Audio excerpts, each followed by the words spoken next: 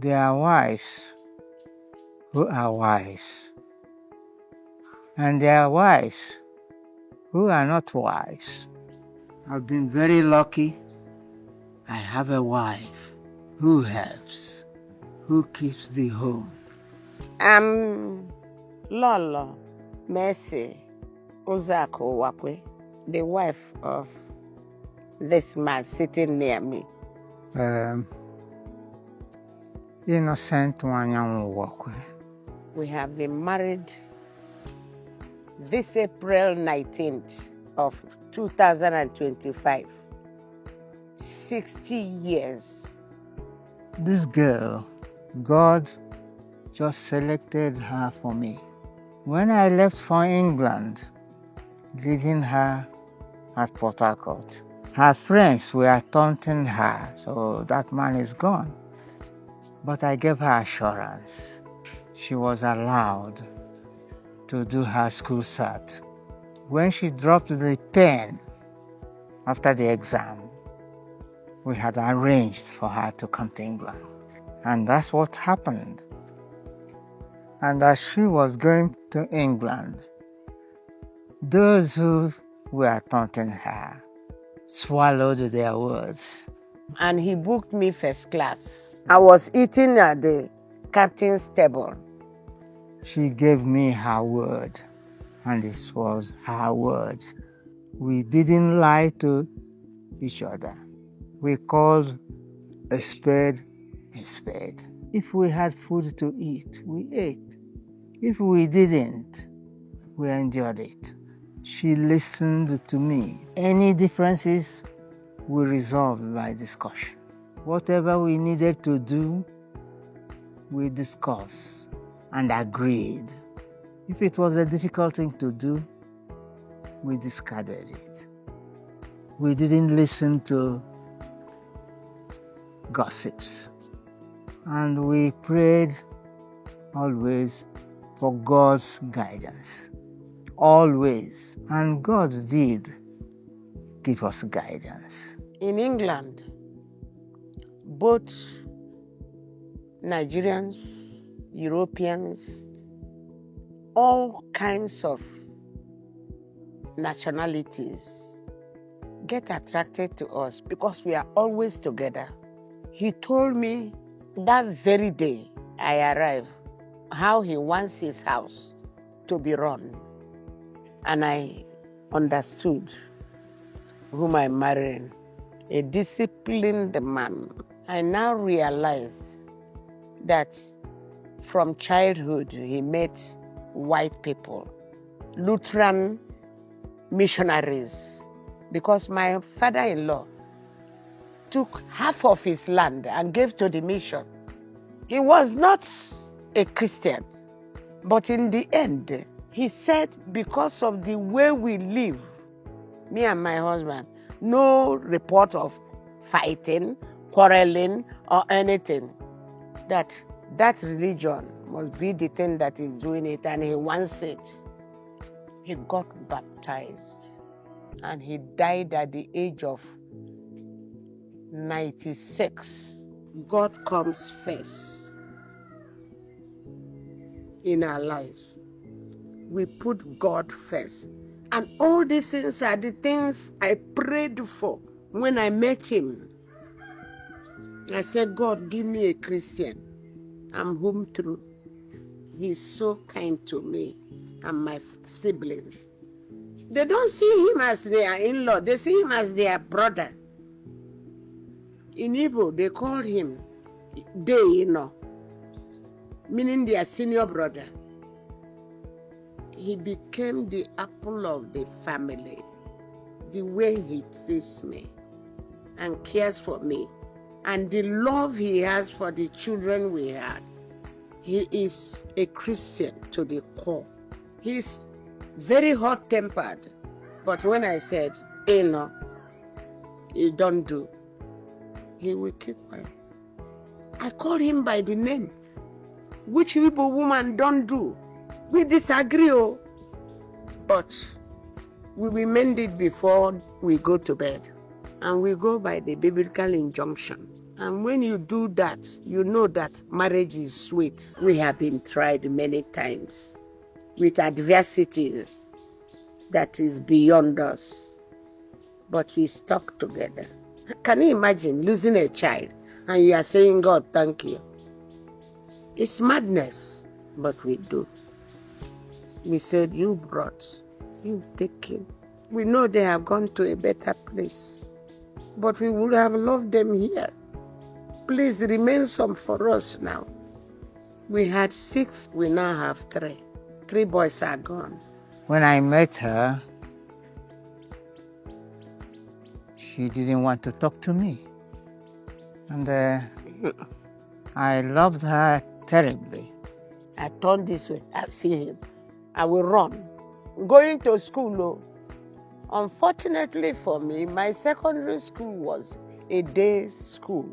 So as I'm going to school, he will follow me on the bicycle. But I will follow the rail track where civilians are not allowed. My siblings like him, but my younger brother, immediate younger brother, who now became the ambassador to Belgium when he finished his studies in England and came back. Nigerian ambassador. J.O.B. Roha. He came. I always tell him everything. I say, see that UAC boy, he's giving me problem. He said, who? I said, that boy now that comes to the house with his rally bicycle. He said, he. Do you know who he is? I said, no.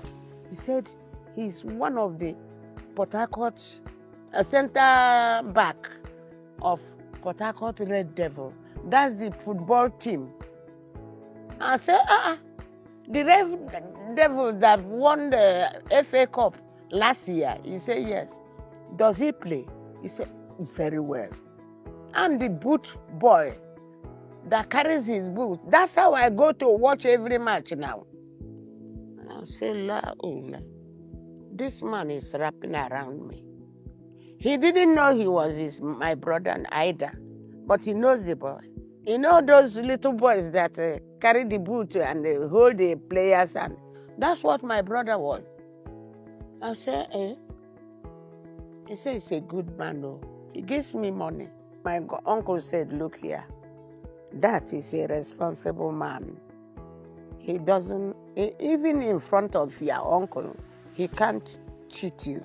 I dared entered his house, and I saw the orderliness and the way he lived. He started scolding me. He said, I can go. He doesn't want anymore. That you think all the beautiful women in my office, I ignored them. I'm looking after you for the past 3 years and a half. I said, I'm sorry. What do you want? He said, I want to marry you. I said, me? I'm just starting secondary school. By this time I was going to Form 3. You want a wife? Can you wait? He said, I will wait. I said, are you sure? He said, yes. So I said, I will marry you. He thought I was joking. He went and brought a sherry wine. He poured it in a glass. He said, take, drink that wine. I said, I don't eat in people's house. It's my policy. My father told us so. I looked at him sternly. He said, drink it if you want to marry me. I didn't know the tradition. I just sipped it and gave it back to him. He drank it. As he was drinking it, my uncle looked through the window. You people lock yourself. He just removed the wine and grabbed me. Did I know what I did? I said, no. You just said yes in the traditional way. And now, all these streaming people that comes, they want to marry you. Please, tell your father to stop gathering the wine. I said, no. In Igbo tradition, whether you are going to agree or not, your people must drink the wine.